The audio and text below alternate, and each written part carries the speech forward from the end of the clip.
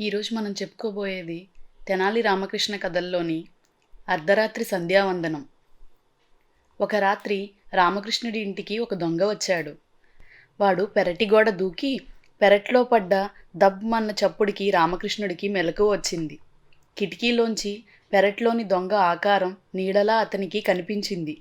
వెంటనే తన పక్కన నిద్రలో ఉన్న భార్య కమలని తట్టి నిద్రాభంగం చేసి, ఇదిగో నేను సంధ్యావందనం చేసుకొస్తా అంటూ గబగబా లేచి బడాలన పెరటి తలుపు తెరిచాడు.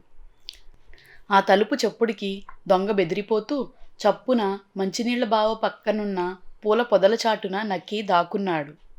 రామకృష్ణుడు బావి దగ్గరకొచ్చి గబగబా చేదతో నీళ్లు తోడి తన నెత్తిన పోసుకుంటూ కేశవనామాలు బిగ్గరగా చదవడం మొదలుపెట్టాడు. తన ఒంటి మీద ఒక చేదడు నీళ్లు పోసుకుంటూ అటుపై రెండేసి చేదలు నీళ్లు తోడి చి చి మురికి నీళ్లు అంటూ నీళ్లని దొంగవైపు విసరసాగాడు.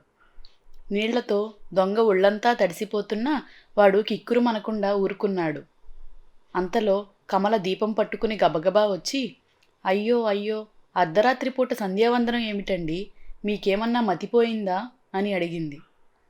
రామకృష్ణుడు భార్యకు జవాబు చెప్పకుండా ఓం కేశవాయ స్వాహ అంటూ నీళ్లు నోట్లో పోసుకుని పుక్కిలించి దొంగవైపు ఉమ్మాడు. అది గమనించిన కమల లబలబలాడుతూ, అయ్యో అయ్యో, ఈ పిచ్చి చేష్టలేమిటండి అని అరిచింది గాబరాగా. రామకృష్ణుడు వెకిలిగా నవ్వుతూ మాధవాయ స్వాహ గోవిందాయ స్వాహ అంటూ నీళ్లు పుక్కిలించి దొంగ ముఖం మీద ఊశాడు.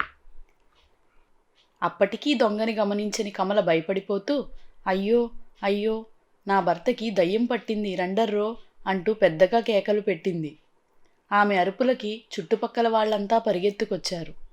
అక్కడ జరుగుతున్న తంతు గ్రహించి, ఏమయ్యా రామలింగ, అర్ధరాత్రి సంధ్యావందనం ఏమిటి, నీ పెళ్ళాన్ని భయపెట్టడం ఏమిటి, నీకసలు బుద్ధుందా అంటూ మందలించారు.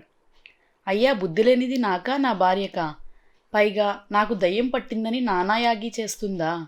తాళి కట్టిన వాణ్ణి, జీవితాంతం తోడుండాల్సిన వాణ్ణి నన్నింత అల్లరి పెట్టిన నా భార్య కంటే ఆ పెద్ద మనిషి ఎంతో నయం. చూడండి, అరగంట నుంచి నీళ్లు పుక్కిలించి ముఖం మీద ఊస్తున్నా బుద్ధిమంతుడిలా గమ్మునున్నాడు చూడండి అంటూ పొదచాటునున్న దొంగాడి వైపు వేలు చూపించాడు రామకృష్ణుడు. వెంటనే అందరూ కలిసి దొంగని పట్టుకున్నారు. భలేవాడివయ్యా రామలింగ, అర్ధరాత్రి సంధ్యావందనంతో పెద్ద గజ దొంగని పట్టించావు. తెలివితేటల్లో ఎవరయ్యా నీకు సాటి అంటూ దొంగని పట్టుకుపోయి రాజభటులకు అప్పగించారు. ఇదండి అర్ధరాత్రి సంధ్యావందనం. ఈ కథ మీకు నచ్చిందా? నచ్చితే మీ ఫ్రెండ్స్ రిలేటివ్స్తో షేర్ చేయండి. మరిన్ని మంచి కథల కోసం మన ఛానల్ను సబ్స్క్రైబ్ చేసుకోండి. Thank you.